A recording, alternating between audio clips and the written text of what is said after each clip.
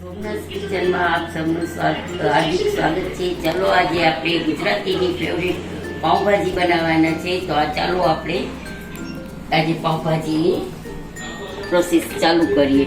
તો મેં ગેસ મૂકી દીધો છે અને અહીંયા શાક બધું વટાણા ફ્લાવર બટેટા રીંગણા છોલીને લીધા છે। તો તમે જોઈ શકો છો કે રીંગણા છોલીને લીધા છે એટલે આપણે પાઉંભાજી કાળી ન થાય। તો આમાં પાણી મૂકી દીધું છે મેં 3 ગ્લાસ જેટલું।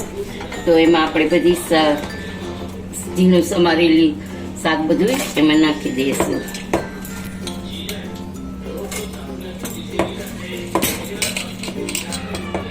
બે 3 પાણીથી ચોખ્ખા પાણીથી આપણે ધોઈ લીધું છે।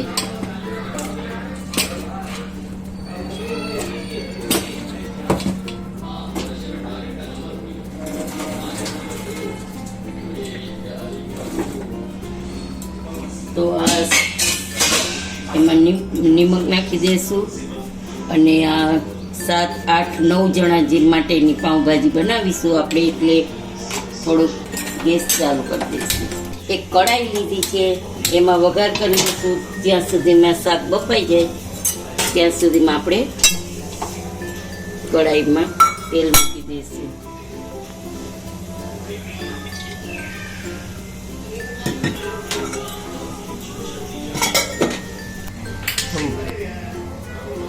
તો જોઈએ આપણે આપણું તેલ આવી ગયું છે।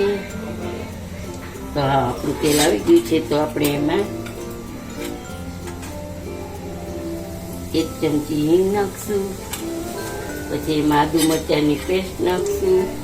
આદુ લસણની પેસ્ટ છે, સોરી મરચાં નથી। પછી એમાં હલાવી દઈશું થોડું।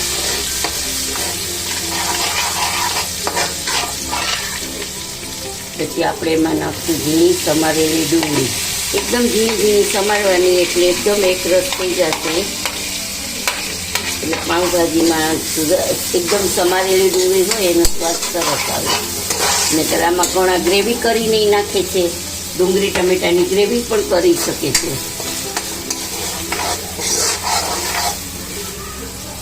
પછી આપણે નાખી દઈશું 5 મિનિટ એને સોતરવા દઈ। પછી એમાં નિમક નાખી દઈશું। 1 ચમચી જેટલું નિમક નાખશું। પછી આપણી ડુંગળી એકદમ પિંક કલર જેવી થવા આવે એટલે આપણે એને ટમેટા ઝીણા સમારેલા છે એ નાખી દઈશું। 2 મિનિટ 4 મિનિટ પછી ડુંગળી એકદમ પિંક કલર જેવી થવા દેવાની, 50 થોડીક જવા દેવાની। તો હજી 2 મિનિટની વાર છે। તો આપણી ડુંગળી જુઓ આવી થઈ ગઈ છે પિંક કલર જેવી। બહુ નથી થવા દેવાની કારણ કે ટમેટાને એકદમ આપણે ચડાવવાના છે। તો ઝીણા સમારેલા ટમેટા બધા એમાં આપણે એડ કરી દઈશું।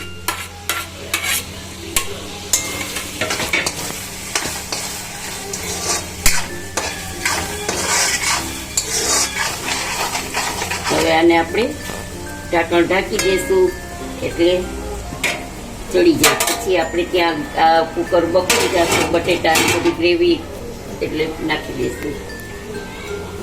આપણે જોઈ લઈએ કે આપણી ડુંગળી ટમેટા એકદમ ગળી ગયા છે। તો હવે એકદમ ગળી ગયા છે તો હવે એમાં આપણે મસાલો કરી લઈશું। તો મારું મરચું બહુ તીખું નથી એટલે 2 ચમચી ઉપર નાખું છું, 2.5 ચમચી નાખું છું। ગરમ મસાલો ઘરનો જ છે આપણે।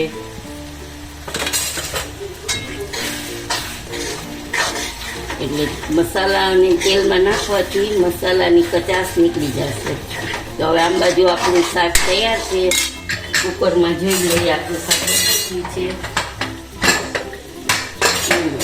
આપણું શાક એકદમ બફાઈ ગયું છે, જોઈ શકો છો।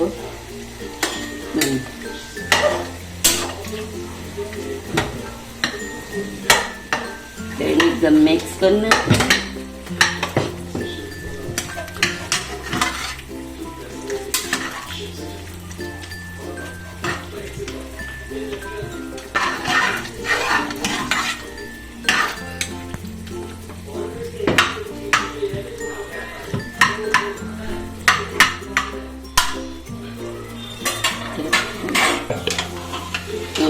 પાઉંભાજીનું શાક આપણે એકદમ એકરસ કરી લીધું છે. તો હવે આપણે કડાઈમાં નાખી દઈશું.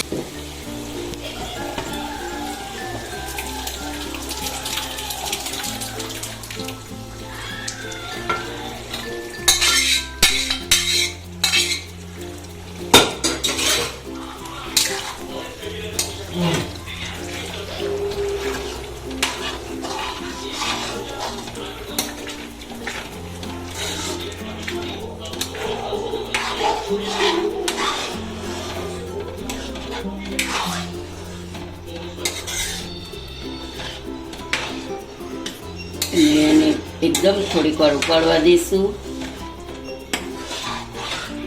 પછી ઘટ પાડવા દઈશું. પછી ઘટ થાય પછી ઉતારી દઈશું. તો 5 મિનિટ સુધી આપણે એને ઉકળવા દઈશું. પાઉંભાજીનો કલર સરસ આવ્યો છે. હજી એવું લાગે તો આપણે લાલ મરચું નાખવાની જરૂર છે, તો નાખી દઈશું થોડું. કલર માટે થોડુંક લાલ મરચું નાખી દઈશું.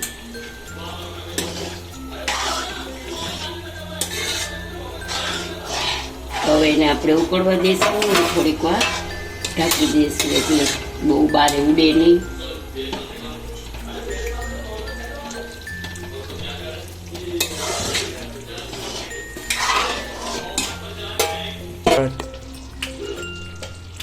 તો જોઈ શકું છો ગાઈસ કે આપણી પાઉંભાજી તૈયાર થઈ ગઈ છે. તો જુઓ કેટલો સરસ કલર આવ્યો છે પાઉંભાજીનો. તો હવે આપણે સર્વ કરવા માટે પાઉંભાજી આપણી રેડી છે. તો ચાલો આપણે પાઉંભાજી સર્વ કરી દઈએ. તો ચાલો આપણે તવો મૂકી દીધો છે બ્રેડ શેકવા માટે. તો હવે આપણે બ્રેડ શેકી લઈશું. અને આમાં મેં ઘી ગરમ કરી લીધું છે. તમે જોઈ શકો છો મેં ઘી ગરમ કરી લીધું છે. તો આપણે બ્રેડ શેકવા માટે તવો તૈયાર થઈ ગયું છે. આપણી પાઉંભાજી સર્વ કરવા માટેની ડીશ તૈયાર છે. તો તમે જોઈ શકો છો કે આપણી પાઉંભાજી કેટલી સરસ થઈ છે, સ્પાઈસી છે. અને તમે કમેન્ટ કરજો અને સબસ્ક્રાઈબ કરજો, લાઈક કરજો અને શેર કરજો અને કમેન્ટ કરીને મને જણાવજો કે તમને કેવી લાગી મારી રેસીપી. એટલે આગલા નેક્સ્ટ વિડીયો તમને જલ્દી જોવા મળે. જય શ્રી કૃષ્ણ.